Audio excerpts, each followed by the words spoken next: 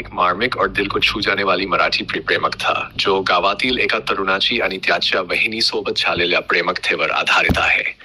ही कथा पूर्णपणे काल्पनिक आहे आणि केवळ मनोरंजनासाठी लिहिली आहे. कथा शीर्षक मनगटावरची राखी, हृदयातलं प्रेम.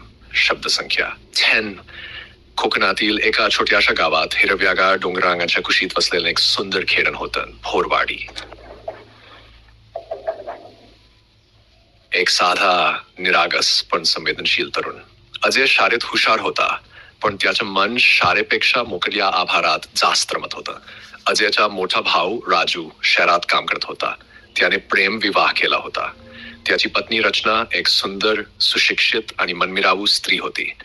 शहरात राहून काही वर्षांनी ते दोघं गावात परत आले. अजयने पहिल्यांदा त्याच्या बहिणीला पाहिलं तेव्हा त्याला तिचं हसू मनाला भिडून गेलं. रचना काहीशी वेगळी होती. तिने गावात आल्यावरही शहरातलं सौंदर्य आणि सुसंस्कृती जपून ठेवलं होतं. ती अजयशी खूप प्रेमानं बोलायची, त्याच्या अभ्यासात लक्ष लागेल म्हणून मदत करायची आणि त्याच्या कवितांचं कौतुक करायची. हळूहळू अजयच्या मनात काहीतरी वेगांचं निर्माण होऊ लागलं. ते आठवतं की प्रेम हे त्यालाही करेना, पण त्याला माहीत होतं हे भावना बोलून दाखवणं म्हणजे पाप आहे. तिनं त्याला भावा म्हणत ओवाळलं होतं, पण अजयच्या हृदयात एक वेगळाच भाव निर्माण झाला होता. एक दिवस अजयने लिहिलेल्या कवितेत तो म्हणाला, तुझ्या हास्याच्या उन्हा माझ्या मनात रुतलं नाहीये.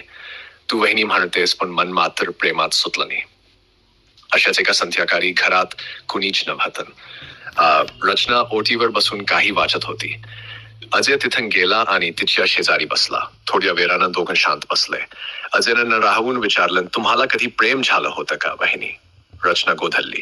तिनं विचारलं, कसला प्रश्न विचारतोयस अजय? हो, झालं होतं आणि आजही आहे तुझ्या दादावर. अजय काहीच बोलू शकला नाही. त्या रात्री त्यानं स्वतःला खूप विचारलं, हे जे माझ्या मनात आहे ते खरंच प्रेम आहे का, की एका स्त्रीच्या आपुलकी चुकीचं आकलन? काही दिवसांनी राखी आली. रचनानं अजयच्या मनगटावर राखी बांधली. अजयच्या मनकातर झालं. हृदयात असलेलं प्रेम त्या राखीच्या गाठीखाली गाडलं गेलं. का पुढे सरकला.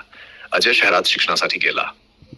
त्यानं कविता लिहिणं सुरू ठेवलं, पण त्याच्या प्रत्येक कवितेत एकच स्त्री दिसायची, जी त्याची वहिनी होती. वर्षांनी अजय प्रसिद्ध कवी झाला. एका कार्यक्रमात त्याची कविता सादर झाली, राखी आणि प्रेम. लोकांनी टाळ्यांचा कडकडाट केला, पण त्याच्या डोळ्यात पाणी होतं, कारण आजही त्याच्या हृदयाच्या एका कप्प्यात रचनाच होती. एक दिवस जिच्यावर त्याने प्रेम केलं होतं, पण ते कधी बोलून दाखवलं नव्हतं. काही प्रेमन अशी असतात जी व्यक्त करता आयुष्यभर हृदयात जपावी लागतात आणि त्यातच त्यांचं सौंदर्य असतं.